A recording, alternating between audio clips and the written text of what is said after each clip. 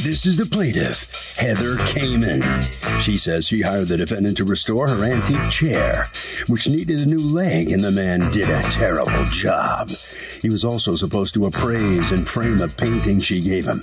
He never got around to it, and she's suing for the return of the $1,100 she's owed.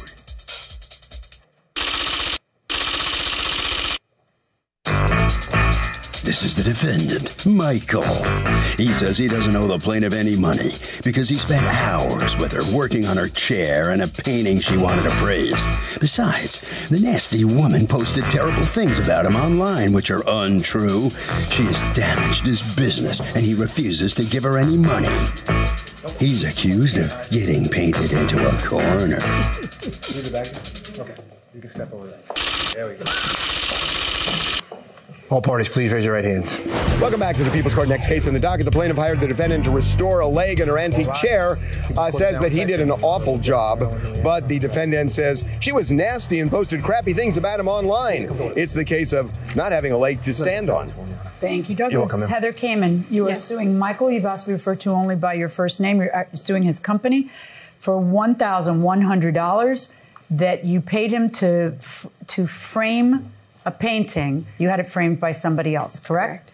All right, Ms. Kamen, what's going on? Start from the beginning here. Okay, from the beginning, I hired Michael. I got him off Angie's List, which we have used many, many times, and everybody that we've ever used has been wonderful. So he came to my home with his wife, Vivian, and to fix a chair that was broken. It was a set of chairs that I had inherited from my parents. How much were you paying him to fix the chair? He had said between $300 and $400, which I said fine. Okay. Okay. And then I had a painting which was signed by a famous artist, Turner, that also came from my parents. And it had been appraised many times. The Metropolitan Museum of Art had appraised it. I have other people, and they all said it was just a pretty painting, but it was not an original. Michael looked at it very carefully and felt that it was really a Turner, and that he wanted to have it appraised because he thought that it was a very valuable painting. And he How did this even come about, though? He's the guy you hired to fix the chair. Correct. And the Met had told you it wasn't a Turner. Correct. Many people had said it wasn't. But the frame was falling off. And I had said to Michael, by the way, do you frame pictures? And he said, yes, my father was a painter, and I know all about it. And he took the painting off the wall, and he looked at it, and the decision was that we would first have it appraised. If it was very valuable, clearly I wouldn't keep it, I would sell it. And if it wasn't, then he would frame it for me. Okay? Then he asked for money, cash. And I said, I don't understand. Well, for the chair and not for maybe a deposit on the frame. I don't really understand. So I gave them $1,600 cash. And the $1,600 was supposed to cover what? Between $300 and $400 for the chair, and the rest was a deposit for a frame. How much was a frame going to cost? About $2,000, I think. Real? Yes, a very pretty frame. Yes. So here. Wait, hold on. I'm still putting my arms around that one. $2,000 frame. What's the frame made of? Well, this was going to be a handmade frame and gilded with real gold gilding, gilding, and I did explain... I got to hang out with a better class of people. I did explain to Miss Kamen what the possibilities were, and I went and made another trip, brought her samples of the various types of frames, and I said, you could use this type. Okay, I got it. So it's a $2,000 frame if it's not real. Correct. Okay, go on. As he said, he brought over sample frames, and he also brought over a gentleman to appraise it. Now, this gentleman walked in. He said, I have no knowledge of 19th century paintings. I'll look at it. He took it into my bathroom for 2 minutes, looked at it, and said, I don't think it's real. And that was it. Okay. 3 months went by. This was January 18th. I was going back and forth to Florida, But I always notified them. They had my cell number. I always told them when I was going to be in New York. And for what? What were they going to do? They were going to set up appointments to have the painting appraised, and I was going to go with them. Okay, so we weren't resting on the guy in the bathroom. No, because he said he had no knowledge about 19th century painting. So, right. Well, I kept on calling. Like this time you were going to take it to an auction house? No, we were going to have it appraised. By whom? You already had it appraised by the guy in the bathroom. We were looking for somebody that was qualified. Okay, so the search was on. Yes. Okay, so for 3 months, according to you, you're back and forth and nothing, and then nothing. What? I finally came back for good in the middle of April. I called an auction house. Okay. And they said... One of the big ones? One of the big ones. Okay. Okay. And they said, come right over. I had my friend, and I have a receipt from him that there was a Turner specialist who looked at the painting. He had a book of Turner paintings, and my exact picture was hanging in London in the Tate Gallery. So he said no artist would make an exact copy. It's a very pretty picture. But wow, that seems like something I could have done on the internet on a laptop in your bathroom. Like found that same painting hanging in the Tate. In the Tate, you said? Right. Yes. Right. So, but there was no charge for this. They were very, very nice to me. And he said, because at that point, after 3 months, and after Michael not setting up any appointments whatsoever, I really didn't want to have him frame my picture. I didn't want anything more to do with it. Did you have any communication with him during those 3 months? On a weekly basis. And what would you guys talk about if you weren't getting it done? Are you setting up an appointment? Are you fixing my chair? What would he say? He would say it takes time to set up appointments. I'm still working on the chair. So then the auction... Do you have a picture of the painting? Yep.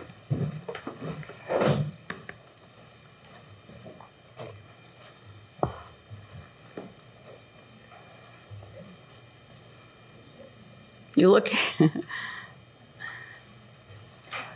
Okay. So you tell me about these 3 months, because I don't think there's any dispute that when you left there in January, I take it you took the chair with you? Yes. To repair it? Yes, we did. Right, that when you left there in January, she gave you $1,600 and you're supposed to fix the chair and get the thing appraised. That there's no dispute about, right? Well, we were not, Your Honor, just getting it appraised. We were also going to frame it. Right, and if it was real, everything stops, and if it wasn't, you were going to frame it. Correct. What is the reason that in 3 months it wasn't appraised? Well, we contacted several people. Were you going to get, see, here's the thing. If you're not going to get paid to frame it, then why are you involved at all on the hope that it's not, and then you get the framing business? Well, I want to be paid for my time, Your Honor. I'm going back and forth. So what was the agreement? Right, exactly. That's what I'm saying. So what was the agreement? What was the agreement that you two had on what you would be paid if it was real for your time? Well, we didn't really get to that point. I know. But I'm going back and forth with Miss Kamen. I need to be paid for my time. Right. Now, all the back and forth, let's talk about that. When you were back and forth, what was it about? Okay, on the 16th of January, I saw the framers. I got samples, brought them to Miss Kamen. Before picking up that painting, I had a special box made to transport that painting, because you just don't pick a painting that may be worth thousands of dollars and walk down the street. How much would it have been worth if it was a real Turner? Quite a bit. Quite a bit. Okay. 40 million? Quite a bit. Quite a bit. So my concern... So why are we saying thousands of dollars? Well, I guess and that was one of the conversations that Miss Kamen and I had. We were talking... Did you think when you were growing... You said you got this from your parents? Right. So was it always a real Turner to your parents? Or my parents bought it in a delicatessen in Brooklyn. Thank you, Lord, for this intensely New York moment. So if somebody does work for somebody like appraising a painting or whatnot, and they don't really have a firm contract, can they get paid? Absolutely. I think a verbal contract is something, and the person should be compensated for their time. If it's really loose and not nailed down. It sounds like a case of equity. If they've done some work, they should get paid. Are you a lawyer? Yes. The word equity means something. Oh, I can smell lawyers a mile away going inside the courtroom. So did you make any appointments to have the thing appraised? Yes, we did. Can I let my wife speak for me? Apparently. How long have you been doing that so far? She's the one that has done most of that. How many years research. have you been letting her speak for you? 35. There you go. I think she's got it down. Go ahead. The gallery that was initially planned on no longer does walk-in appraisals. Well, that takes 4 seconds on a phone. Got it. Yes. And then we checked out a major museum, which used to do appraisals. They now recommend the Appraisers Association of America. Okay. These are appraisers who are accredited. We found one who was local, who did come and look at the painting. Is that the guy in the bathroom we were talking about? Correct. Yes. Okay. He needed and to then see that it in the happened dark. when? When did that happen? That What was date? on March 13th and 14th. Okay. We got this one. We contacted others who were not available or were not experts in this category. Okay, this is starting to remind me of what it's like in my house on a weekend. When I say to my husband, I have a list this big, he has a list this big, and I ask him, did you do this? He goes, I placed a call. Well, then I'm like, no, you got to bring it home. Bring it home, buddy. All right, so the bottom line is that nothing I mean, you made an effort, but nothing happened in the 3 months. Here's what we got. You ended up getting it framed somewhere else. What did you pay to get it framed somewhere else? It's about $1,500, I think. Okay. You ended up, by the way, finishing the chair. Yes. And it took longer than you had thought. Right. And more work and time than you had thought. So at some point, the two of you agree on a new price for the chair. Am I right? Yes. Yes, And what was the new price that you... $500. And you were both fine with that because you felt he had earned it and you felt you had earned it. Yeah. All right. So if the check was $1,600, what's in dispute is the $1,100 remaining. Yes. All right. Now, when someone agrees to give you business and you agree on, was the amount $2,000? Like that was agreed upon, that the final amount would be $2,000? Or no? No. What was the amount of the framing going to be? $3,200 total for the job, including everything. Was that something you knew? I didn't know. So That is accurate. I showed. can I see the invoice or the bill or the contract where she signed something that says $3,200? We never got that far, but I did give Let Ms. me tell you what this is. When we don't get Ms. that Kamen far, a handwritten receipt. Oh, okay. Watch this. Did he And give you a stated handwritten what I receipt was that said going to do. $3,200? No. Okay, now how are you going to prove that? When you don't have an actual receipt that someone signed. See, here's the thing. I got to decide if there was a contract here or if there wasn't a contract. Either there's a contract for framing, and at a minimum, you're entitled to your lost profits, or there's not a contract for framing because we haven't gotten there yet. We were waiting to find out if it was a real one. If it was a real one, I'm going to sell it, Judge. I'm not going to have him frame it, which makes a lot more sense to me when there's $40 million at stake. We were going to decide that later. I was still showing her samples that would lead to determining what framing was going to cost, if we were going to frame it, if it was a fake. That does not appear to me to be a meeting of the minds. And I need to see a meeting of the minds and a breach of that consensus before you're allowed to keep any of the money for framing that didn't occur. I am ordering you to return the $1,100 to the plaintiff. That's my judgment. Good luck, folks. Okay. Thank you. And so after all that, the plaintiff gets the money back. You bring that right out. Come over here next to me. And what's your reaction to the judge's verdict here, which goes against you? Well, I think she was under a lot of pressure to come to some kind of conclusion here, so I can't say that I blame her for that conclusion, but I'm not happy about it. What kind of pressure? She's a judge. She hears a case and she makes a ruling. That's not pressure. She has to make a ruling. That's her job. That's correct. And you lost. You lost. I lost, yes. Yeah. But I feel I should not have lost.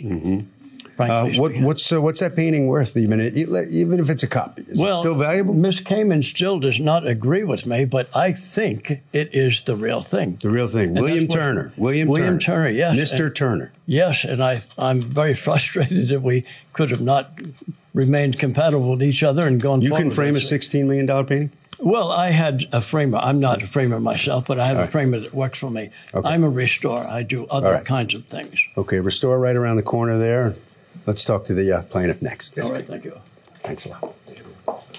All right, so step on in here. He still thinks it's the real deal. I know. Is there any chance it is? Zero. There were too many people that have looked at it. Would have been wonderful if it was. Yeah. Would have changed my life. What would it have been worth if it was? $40 million. $40 million. And even a good copy, is that worth something? No. No, just a pretty picture. Harvey? All right. Okay, to have a contract, both sides need to agree on the essential terms. That is what the judge meant by meeting of the minds. And that will do it for this case. Litigants for the next case on the way into the courtroom right now.